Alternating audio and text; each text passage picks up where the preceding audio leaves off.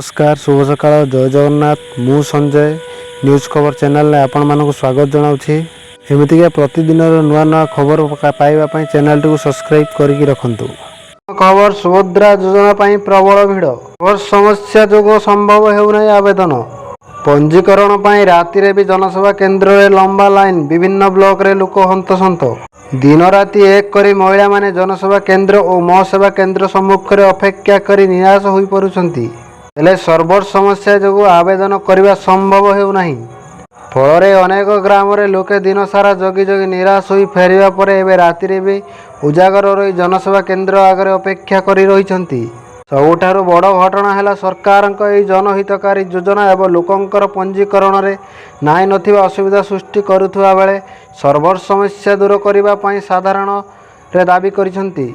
खबर घनीभूत होउची बंगोपसागर लघुचाप आज छेचिब वर्षा आउ 8 जिला को वार्निंग आज 8 जिला को प्रबल वर्षा ने आकलन करिछि पाणीपाग विभाग एसबू जिला वार्निंग जारी करा जाइछि। गंजाम गजपति रायगड़ा पुरी खोर्धा कोरापुट मालकानगिरी और नवरंगपुर विभिन्न स्थान में प्रबल वर्षा नहीं पूर्वानुमान करा जाइछि। एथिसह आज 18 जिले में घड़घड़ी सह वर्षा संभावना रही सबु जिला गुड़िके होची बालेश्वर भद्रक जाजपुर केन्द्रापड़ा कटक जगतसिंहपुर पुरी खोर्धा नयगढ़ गंजाम गजपति मयूरभंज केउझर देवगढ़ झारसुगुड़ा अनुगुल ढेंकानाल और संबलपुर लघुचाप आसंता 2 ରୁ 3 दिन मध्य अवपातर रूप नेब पश्चिम केन्द्रीय बंगोपसागर लघुचापर घनीभूत हो उत्तर दिगरे गति करिवो प्रभाव में आसंता 10 तारिख पर्यंत राज्य में लगी रहिबो वर्षा।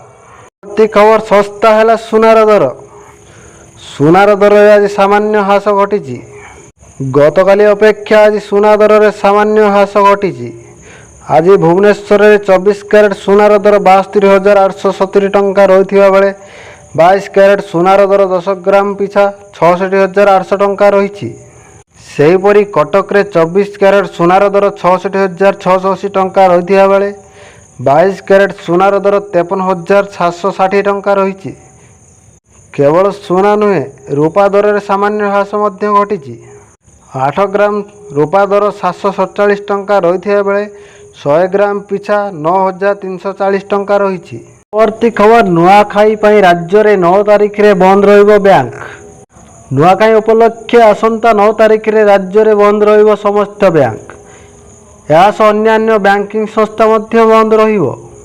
पश्चिम ओडिशा गणपर्व नुआखाई उपलक्षे सेप्टेम्बर 9 तारिख को छुट्टी घोषणा करिसेंती राज्य सरकार। सेप्टेम्बर 8 तारिख रविवार नुआखाई पड़ुथिबार 9 तारिख सोमवार को छुट्टी घोषणा करा जाइछि। एही दिन राज्यर समस्त सरकारी कार्यालय बंद रहिबो यास समस्त शिक्षानुष्ठान मध्य बंद रहिबो। खबर ब्रह्मपुर टाटानगर चलिबो आउ एक वंदे भारत एक्सप्रेस प्रधानमंत्री नरेंद्र मोदी यही ट्रेन चलाचल को लोकार्पण करिवार कार्यक्रम रही जनापड़ी। यही ट्रेन सह ओडिशा रे मोट 4टी वंदे भारत एक्सप्रेस चलाचल करिवो। टाटानगर ब्रह्मपुर और टाटानगर पाटना मार्ग में वंदे भारत एक्सप्रेस ट्रेन चलाचल प्रस्तुति शेष पर्यायर आज ये 2 मार्ग वंदे भारत एक्सप्रेस ट्रेन टाटानगर में पहुंची। लोकार्पण पूर्व यही 2 मार्ग में ट्रायल रन करा जिवो। सेप्टेम्बर 8 तारिख रे टाटानगर और ब्रह्मपुर मार्ग में Vande Bharat express train trial run करने को निष्पत्ति हुई। खबर ओडिशा रे गड़िला सुभद्रा सचेतनता रथ शनिवार गणेश पूजा अवसर में भुवनेश्वर आयोजित कार्यक्रम में मुख्यमंत्री मोहन चरण माझी यार शुभारंभ करिसेंती। यही कार्यक्रम में उपमुख्यमंत्री प्रभाती परिणा जोग देइथिले। ओडिशार विभिन्न अंचल में यही सुभद्रा सचेतनता रथ गड़िबो। सेप्टेम्बर 16 तारिख जाए यह रथ गड़िबा को योजना करा जाइछि। यही रथ माध्यम सुभद्रा योजना संबंध में लोकों को सचेतनता करा जिवो बोली लक्ष्य करा जाइछि। ओडिशार महिला मानक सर्वांगीन उन्नति करने लगी राज्य सरकार यही नुआ योजना आने को जाउछंती। खबर जनधन अकाउंट को आसिबो 1,000 टंका जदि आपण बैंक रे जनधन अकाउंट खोलिचंती तेबे आपणक पई अछि खुशी खबर। प्रत्येक नागरिक को वित्त सेवा जोड़िबा आरंभ होइतिला जनधन अकाउंट सेवा। लक्ष्य थिला सहरांचल हेउ कि ग्रामांचल प्रत्येक नागरिक को बैंक पक्षर दि जाउथुबा सुविधा जुगाइबा। जनधन अकाउंट खोली 30,000 टंका पर्यंत परिवार वर्ग पाइपारे। एथिपाई केतेक सामान्य सतर पालन करने को हेबो। 6 मास धरी यह अकाउंट को लगातार परिचालना कले आपण को ओवरड्राफ्ट सुविधा जोगाई दिया जिवो। यही योजना रे शामिल हेले परिणत बयस रे अकाउंट रे मासिक 1,000 टंका प्रदान करिवे सरकार। प्रति खबर सहारा जमाकारी को मिलिबो जमा टंका। लक्ष लक्ष सहारा इंडिया इन्वेस्टमेंट को पाई भल खबर। निवेशकों टंका फेरस्त विलम्ब को नहीं देशर सर्वोच्च न्यायालय कंपनी उपरे क्षुब्ध होगा पर तुरंत निजर संपत्ति बिकी टंका फेरस्त करने को कड़ा निर्देश देइछंती। सेबी सहारा रिफंड खाता रे प्राय 10,000 कोटी टंकार जमा करने पर एपरी टिप्पणी देइछंती। सेबी बनाम सहारा मामला रे सुप्रीम कोर्ट कहते कि निवेशकों टंका फेरी पाइबा को सेबी सहारा रिफंड खाता रे 10,000 कोटी टंका जमा करने को सहारा समूहर संपत्ति बिकी पारिबो। यह उपरे कौनसी प्रतिबंधक नहीं। यही मामला रे मंगलवार होइतिबा सुनानी काल रे सहारा ग्रुप द्वारा कोर्ट को निर्देश अनुसार टंका जमा करा जाई नथिबारु असंतुष्ट व्यक्त करथिले सर्वोच्च कोर्ट। कोर्ट कहिथिले कि सदस्यता राशि डिपोजिट हेबा तारीख रु 3 मास भितर रिफंड तारीख पर्यंत सबकिछि करने को हेबो।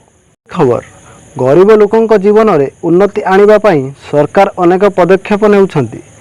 आर्थिक दृष्टि दुर्बल लोकों को सरकार प्रति मासरे मागणा राशन देउछंती। एहीपरि कोटी कोटी लोकों को मागणा खाद्य शस्यर सुविधा जोगाई दिया जाउछि। तथापि मागणा राशन पाइबा पई राशन कार्ड ई-केवाईसी करिया आवश्यक।